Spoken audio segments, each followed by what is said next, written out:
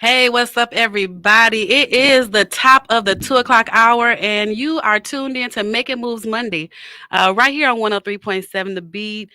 Thanks for tuning in. I always start out by, talking about the weekend. It was pretty unproductive for me. I worked all, well, I ain't gonna say unproductive, but uneventful. I worked all weekend. So, shout out to everybody that came out to karaoke last night. That's happening every Sunday. Hosted by myself and Vincent Payne, DJ VIP. We got him out of retirement. So he is at the Hideout. You can catch him every Sunday night. We start at 8 o'clock, y'all. And we have a good time. Like the snow kind of kept people in last night. It wasn't a lot of us there, but we still had a good time. So definitely, if you need something to do on Sunday evenings, we at the Hideout. Kitchen's open. You can sing whatever is on your heart, baby. Listen, if it's YouTubeable and it's a karaoke version, you come on now and let them use you and sing that song.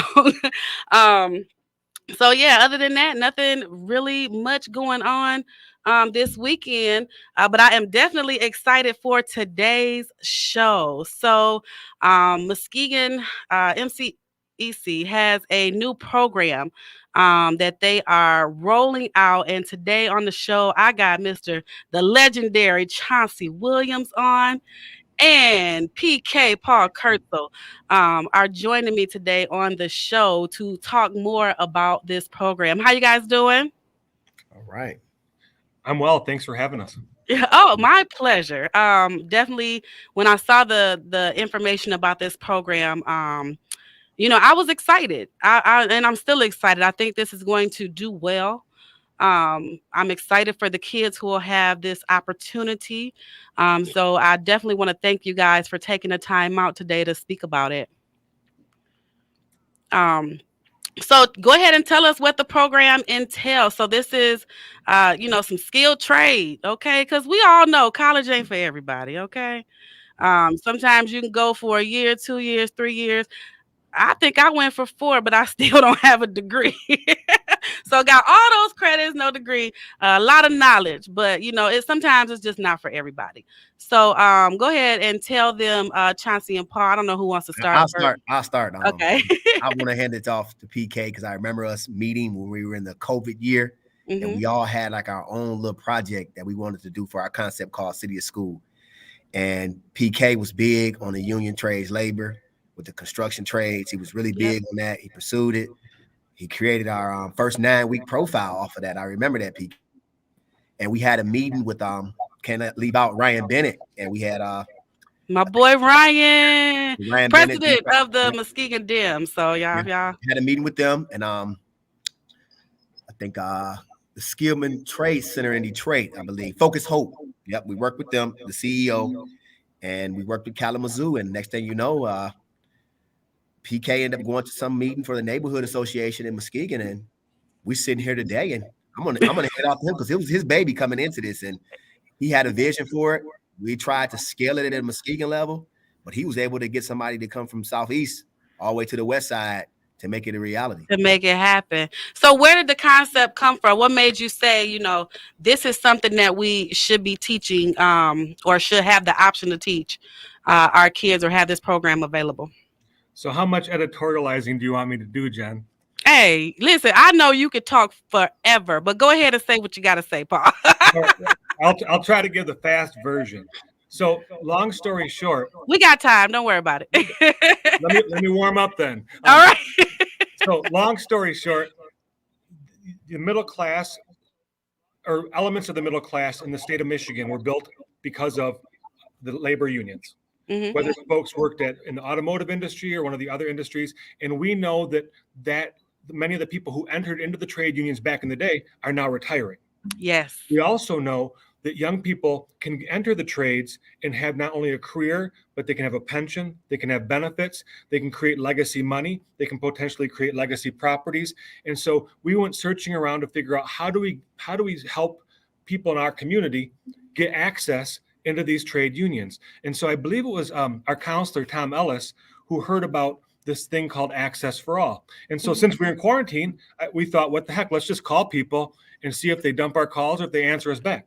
Mm-hmm. So Sam Doherty from Workforce Development Institute answered our call. And from that point on, this became a huge collaboration, as you know, between the city, Yes. Ryan Bennett, a variety of people all have entered in to try to make this a reality, because it's a community initiative to put young people, or older people really, because there's no age ceiling, into a position to live into their purpose, to begin creating that legacy, so that potentially down the road we have a skilled electrician, that gentleman or gentlewoman can then bring more folks into that skilled trade. So Mhm.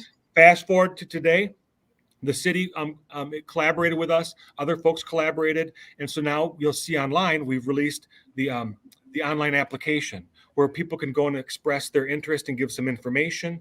And from all of those folks who enter their application, 25 people will be chosen to participate in the first round of this program, which is a 9-week program. Yeah, I want to say this. Detroit's in their 17th cohort. You know, when you say Oh, run, wow. we're talking about, it's a real hustle. It's Yeah. they gave an example at our last meeting for Access for All, and they said they had a guy in their first cohort, right? What he did was he seeked out family members, Yes. and he had a family member or 2 or 3 or 4 in each cohort that passed. Oh, wow. So you're See, talking and about that goes back to what Paul was talking about that legacy. You know what I'm saying? So now what have you done? You've created a family business. You've become a one-stop shop for, these services. You know what I'm saying? Somebody's an electrician, somebody's a plumber. Like, you have a complete service within your family. So, that, like I said, it goes back to what Paul was saying about creating that legacy and some generational income, right? yeah. I just think. Go ahead, PK. Well, and the sky's the limit, because this program is kind of like the MCC, where people who participate and complete then move into an apprenticeship. And apprenticeships are paid with starting benefits. Then they become a master in whichever skilled trade. Then they make more money. Then, for example, the young person says, I'd kind of like to be in Florida when it's warm out. Well, I just said that on my way in today. and people in the skilled trades, master skilled trades people, can go to different places. Yes. And work for X amount of time, make X amount of money. And it's really the sky's the limit, just like you were saying. And the problem is many of our young people and our older people, there's a generational gap from what used to be the skilled trades to today. So many young people don't necessarily know what's out there and available to or for them. Mm-hmm. Yep. So when do the classes, well, first of all, how can people apply? And if you don't mind sharing how many applicants you've had so far. We've had possibly 169. Yeah. Oh, wow. So, and there's only going to be 25 slots for this session. Okay. So, and then you said 9 weeks, so about a little over 2 months. Yeah. March is the kickoff for the actual first class. Okay. And so the first class, so we know that there's, quite a few of these skilled trades. So are they going to be learning a little bit of each and then kind of going into a specialty after that with the apprenticeships, or how does that work?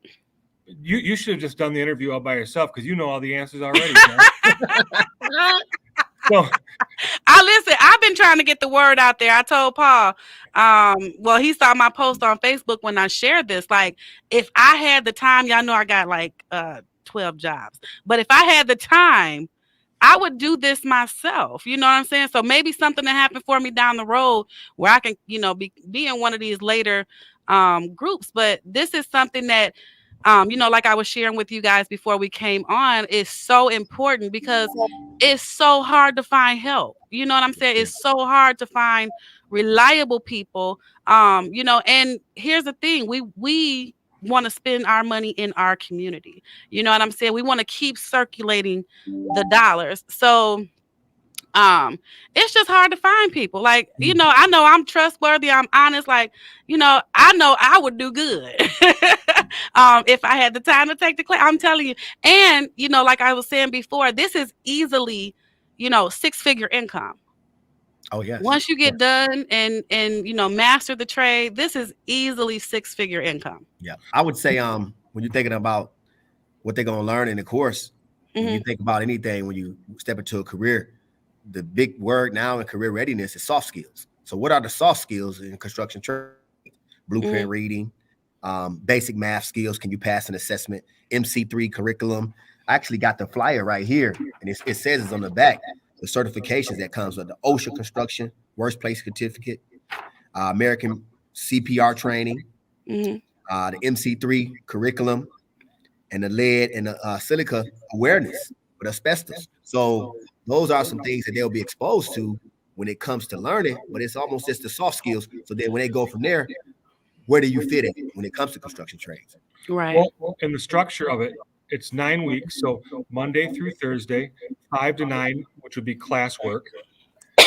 Saturday, tentatively, 9 to 3, which would hopefully take place in a variety of different training sites. So That's what I was going to ask about that next. Yep. because the Go idea ahead. would be within the context of this general learning, the folks who are participating get a sense of what area they might want to work in specifically. Because I'm going to tell you this, I don't want to work outside. So I know. Not right now. So, but honestly, the idea is to do the exploration along with the learning to make sure that the apprenticeship you apply for, you get into something you really want to do, Mm-hmm. which is hugely important, right? Yes, absolutely. Yeah, I say that all the time. You got to make sure you love what you do. And, otherwise, who wants to be, 40, 50 years old in a job they hate? You see that all the time. And then what happens? They come home because they hate their job. Not everything at home is a mess, too, because they mad, And this is a great opportunity for the participants to bolster their portfolios, their resumes. I mean, really, and because the number is small, we obviously would like to be able to house every applicant who wants to participate, but at the same time, the resources, the instructor, and some of those things limit the number. But our goal, obviously, is for this first session to be so successful that WDI says we can't wait to open more sessions in Muskegon because yes, you all know how to do things. Yeah. Yes. And then Yes. having Detroit as an example for that 17 cohort, that means you got 25 people that have been through 17 groups of 25 people that's been through a city. Imagine where they So live at do you know when they started? Like how long that's taken? If you talk about 9 weeks, 9 times 17. No, I'm talking about like what year they started the program. Since 2014. Yeah. 2014. So 17 sessions. Yes. Since 2014. Yeah. And I can remember I used to advocate for, because I used to go back and forth to Detroit because I used to live in that area and I used to see smaller programs, but I remember it got launched in 2014. Mm-hmm. I used to see young men like out working in spaces like how they doing construction. And this was the Access to All program. And let's be for real. This is a program that Detroit kind of, need, just like we need it here. But when you go, to some of the neighborhoods in Detroit, every other house there's no one living there. It's abandoned. It, used to look like this. I mean, there's some big homes in Detroit that are just run down. Yep. And we all know too, because of the auto industry, these were a lot of people, lived in these homes that were once in the auto industry. And now, here's this new industry or new, it's not new, but, these new programs that can help people, set or attain some goals. Yeah, let's get to when we get to the real conversation is like you said earlier, the family legacy. How does people find out about the construction trades in the past? My dad did it. It's a family business. I want to be in construction. You got to go through all these barriers in school to get into something like that to find place. And this is like when you say access for all, this is all the support in place to make sure that they are successful. And PK says this, it's all about buying back the block in the end. If the kid can buy a vacant house and he know everybody to do the trades, guess what? You just took a property that was worth $5,000 and he didn't renovate it at his own cost because he has the skill set to build it. Now he got an asset in the community. So buying back the block that's our turn here over MCEC and Mesquite Public, trying to find people to realize their potential to live in it. Yeah. And I had Anthony Lammers on a couple of weeks ago, and we talked about like home ownership and, just taking care of the neighborhood and the area where you live at. And, this is something that would definitely help with that. You know what I'm saying? If they can buy homes in the end and fix them up and sell them, and have somebody else become a homeowner in that area, you see property values go up.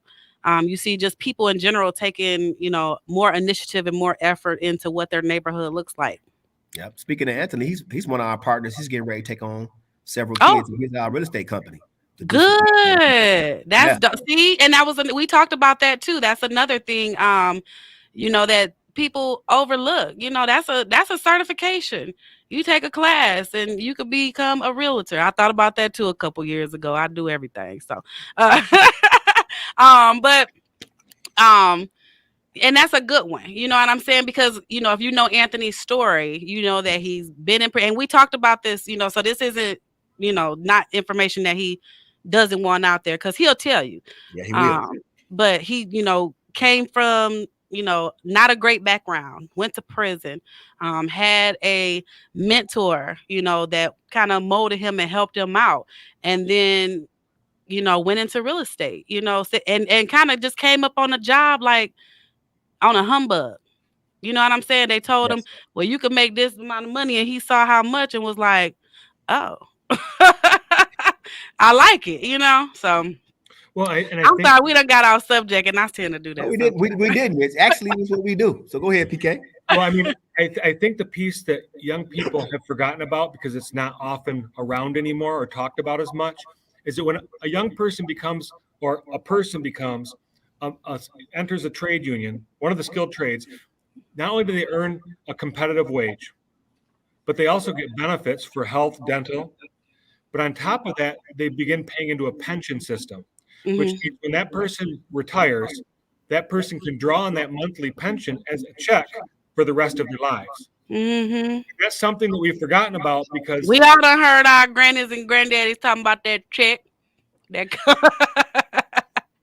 It's huge. It's huge. Yeah. And that's the piece where that legacy becomes even more tangible, because not only do you have the wages you earn while you're in health, but you have the potential for that pension. That pension could go on to your loved ones if something happens to you, God forbid. And you have that health and dental as you're going along, and the union fighting for you're getting the very best wage possible. Yes. Yeah. And I've attended some union meetings before, and they really treat they are for the workers. This what the union reps do is fight for fair everything, and what's going to benefit their employees. So, yeah.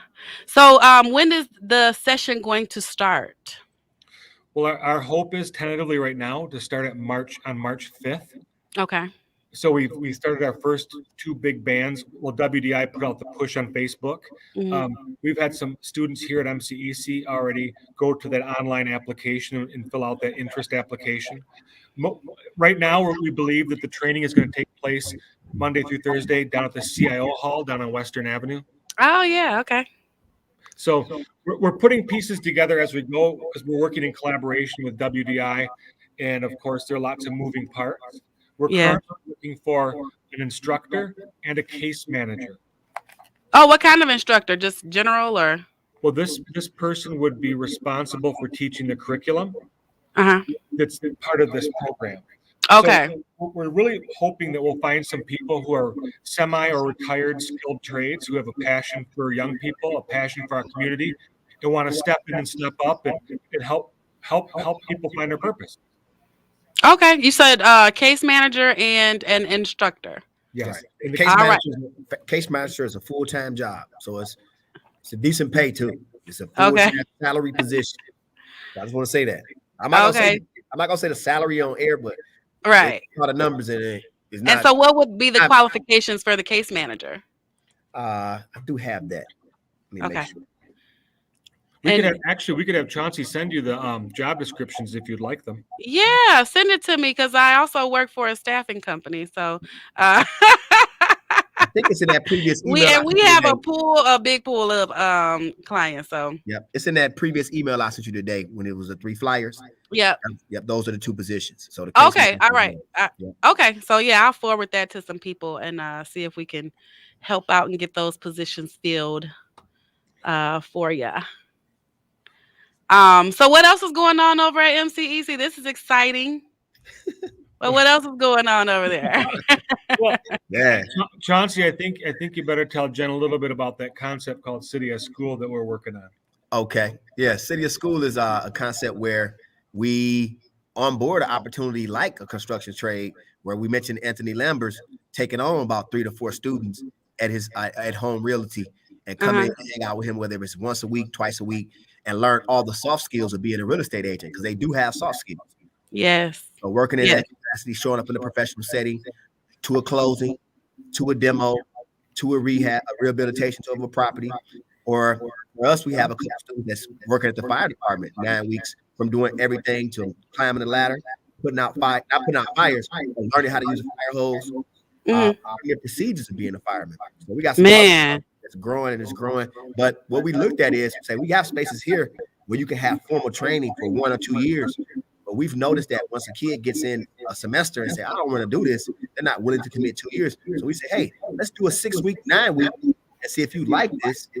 And if you like it, let's go get the full certification and training and the credential. So that's Right. It's called City of School, and we're in collaboration with Orchard View Public Schools doing it. And we're trying to bring Muskegon Heights along also. Awesome. And you know what? That also keeps the talent here in Muskegon. You know what I'm saying? Because those people are, you hear it all the time. You know what I'm saying? When kids, graduate from school, their parents are like, get out of here. Now, listen, I did that. You know what I'm saying? Was gone for 13 years. But I think when I came back, it made me a better citizen. You know what I'm saying? I was in a community where I just saw people doing different things. And, some things, they didn't do in Muskegon. And, the people looked like me that were doing it. So I think it made a big difference. So you definitely want to get out and see the world. But, having those skills and having these programs available now, like I said, to keep the talent here and, keep some people in Muskegon. Right. What we're finding out with employers, because we look at 3 voices: student voice, community voice, and business voice. And the way things been going the last 20, 30 years has been, all right, go to college, get out of your community, So like, no, it shouldn't be like that. It should be, what are the employers asking for when it comes to a skill set? What are the competencies when it comes to the world of work? Because a lot of times somebody can not be good in math, but if you could train them in certain skills to do on the job, you got a productive worker. Employers and say, hey, what is your business looking for? And for our students in underserved communities, what's the culture that we have to connect our students when it comes to the thinking of being in a workspace? So that's what City of School does for us in our program.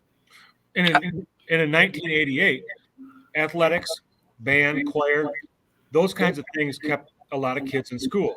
Yes.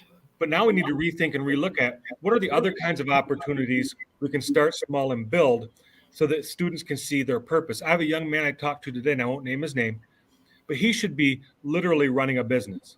That's what he should be doing. Really? He's got the processor for it. He would need to learn some of the things, but his brain, he puts things together. He sees patterns. He's an amazing young man. And so our thinking is with City of Schools, what are the opportunities we can build where students can try these things and possibly see themselves being that or doing that? Mm-hmm. And that really is the whole idea. I mean, most people went to college and did well.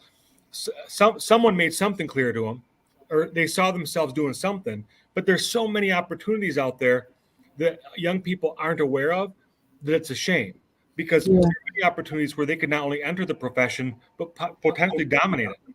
Yeah, I was reading a book. Reading one right now. It's called Psycho-Cybernetics, and it talks about the success mechanism, like how your success mechanism work. And it brought up a doctor becoming a doctor, and he said, I became a doctor because my parents wanted me to become a doctor.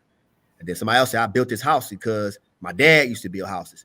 But then it related to success, the success back to the success mechanism, which was somebody telling them, wow, you're good at this. Well, great job. And that's built the working memory. So by us doing City of School, we build that working memory where those kids have those moments of success. So then they can have the working memory to be in an environment that would be adverse to them. But instead, they'll look at it as, and we talk about, instead of deficit thinking, abundance thinking and asset, and say, I'm loving this problem. I got to figure out how to solve this. This is a great way to show everybody what I've learned instead of I can't do this. Wow. So we be in the lab over here. It is. I see. Listen. They got something for your kids. Okay. What's the what's the I know you said there's no cap on the age for Access the for all. program for for access for all. But is there a beginning age or Yeah. So the preference is for kids to be 18, mhm, be a resident in our general community, be able to have a valid driver's license by the end of the program, mhm, pass a 10-panel drug test and a construction industry physical exam, work keys assessment, applied math and reading for information and locating information, mhm. reliable transportation to get to and from, and a complete personal interview with a panel of industry experts. So there are like steps, but certainly there are some things once we get the program up and running where some supports can be put into place. For example, with students who enter the program from MCEC, we have some ways and some opportunities to get them the driver's test and all the training if they need it. Mhm. And I know with the case manager position, part of that case manager's position is to try to help make sure that everything goes well for each person who's selected to be in the program. So I don't want to sit here and say, oh, everything will be made good, but I do want to say there's a clear understanding that sometimes there are supports that need to be put in place for people to be Yeah. successful. Yeah. And that's why the program exists, right? Yep. Yeah. Um what was I gonna ask? It just slipped my mind. That happens sometimes. Um I can't remember. I can't remember. Sorry. It'll come to me, I'm sure. So again, this program is tentatively starting on March the 5th. Can you tell the people how they can apply for it? Oh, here's my question. So this isn't just for residents of the city of Muskegon, correct? This is for the county or who qualifies for this? It essentially be residents in the city and the like Muskegon Heights, Muskegon. Hmm. Um, we're not here saying only people from the city of Muskegon. We're Okay. looking more at the county. On the county level. Okay. All right. Yeah, that was my question. I don't know how that slipped my mind, but just wanted to know who you guys are looking at. And they have quite a few applicants right now, but what are some of the things that you're looking at for the people that are applying? Well, what will happen is a person will put her inventory into the computer, because it has an apply now tab Uh-huh. in the Facebook share that we did, for example. But the apply now is more like an inventory of one's personal attributes. Then that information is put to a database, and WDI, a person there who's responsible, will begin reaching out to the various people who put in their application, and then there'll be a secondary application. Okay. So it's a multiple step process. When someone applies on the Facebook ad, for example, that doesn't guarantee them a spot. Right. Right. Okay. So all right. So but you are still, taking applicants for it. Yes. Okay. Yeah, our goal is to take as many applicants as possible, so then the folks at WDI can work through the list and find the 25 people who best fit at this moment in time. Okay. All right. Well, congrats, guys. Good job. Y'all know y'all get the good applause and hand clap from me. Again, when I heard about this, I was like, wow, this is something that is totally needed. Um, so thank you guys for putting those heads together and Yeah, making it happen. you were part of the work in the beginning though, in the phase, the neighborhood association. So the buck wouldn't got no further if that group didn't approve what we were trying to do. So Yeah. definitely. Oh, yeah, I definitely spoke up on it at the meeting. Like, this is something that's needed. So yeah, Paul was there. Shout out to Paul. We sit on a community board together. So, and hey, listen, that's also, not to get off subject, but that's a great way to get involved and to know what's going on in your community. The city of Muskegon is always looking for people, looking for volunteers to sit on various community boards and committees. So you can call the clerk's office and see how you can get involved with those projects. And then also neighborhood associations. Every neighborhood has an association committee. Another great way to get involved and know what's going on in your community, and also to get one-on-ones with the people that represent you, the city commissioners downtown. So also don't forget Muskegon Heights city council meeting tonight. So got to keep the people informed. You can't say you didn't know when you didn't try to get the information. So, you know. All right. Well, again, thank you guys so much. And I'll be posting the link to apply on my page and also on the radio station's page today. So anybody who's interested, I know I sent it out to a few friends who, have sons that have recently graduated or daughters that have recently graduated. Again, too, hey, women, it That's ain't a right. lot of us doing this. You can write your own ticket, child. I do want to say this though. Look, listen, I want to say this. This is not a side hustle for us. We're not making no extra money. If you sign up or not, it's just I just want to ride in my community and There it see is. somebody's son, see a friend, see Mhm. somebody from this community building something that either Yeah. look like me or from my zip code, where I can Yeah. say, hey, I had him as a student. I know his mama, or that's his uncle. I want to see that in my community like I did in Detroit. If I can see that, that's the payment that all we need here at MCEC. That's That's all what's we want. up. Yeah, and to keep this program going. That's right. Yeah, 17 like cohorts. Let's have 17 in Muskegon. yes, yep, absolutely. So again, thank you guys so much. I know you guys are both at work today, but thank you so much for taking the time out to come on the show and talk about the program again. I can't say it enough. It's something that's definitely, definitely needed in our community. So I appreciate you guys. Shout out to you for doing what you do. Yeah. Thank you. Thank you, Jay. Thank you. All right, you guys have a good day. Yeah. You Bye. too now. All right. All right, y'all. That is the show for today. Again, thank you, Chauncey and Paul, for coming on. As I say every week, it's always collaboration over competition all the time. No competition, y'all. It's always collaboration. If you can help somebody else, try and do that. Again, that's the show for today. So coming up in the 3 o'clock hour, it is the afternoon jams. Y'all keep it locked right here.